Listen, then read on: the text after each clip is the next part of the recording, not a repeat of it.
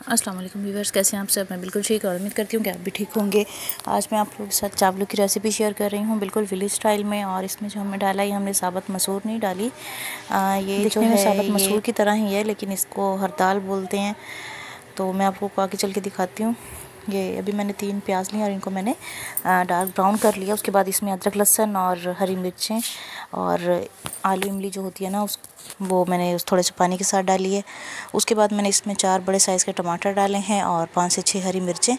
मसाले को जब तक हम भूनने के लिए छोड़ देंगे थोड़ा सा सॉफ्ट हो जाएगा।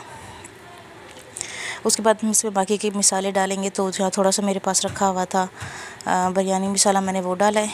अच्छा, बाहर के जो मसाले होते हैं ना, बिरयानी मसाला हो गया, कौरमे वगैरह का, तो मैं बहुत कम ही यूज़ करती हूँ।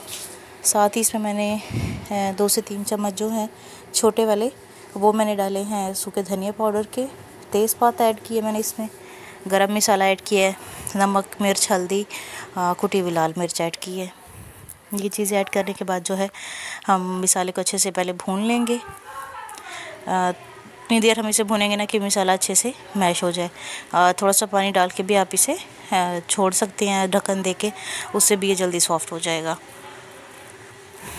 तो अगर आप लोग मेरे चैनल पे न्यू हैं तो जल्दी से मेरे चैनल को सब्सक्राइब कर लें, वीडियो को लाइक एंड शेयर करें और स्पेशली बेल आइकन को प्रेस कर दिया करें, ताकि आने वाली जो वीडियोस होती हैं उनका नोटिफिकेशन पहले आप लोगों को मिल जाया करें।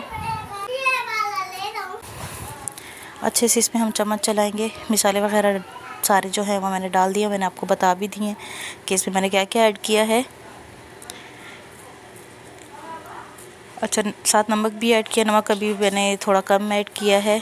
चावल का जब हम पानी डालेंगे तब हम इसको चख लेंगे। तो मसाला डालने के बाद थोड़ा सा पानी डाल के और मैंने इसे अभी ढक्कन दे के पकने के लिए छोड़ दिया है।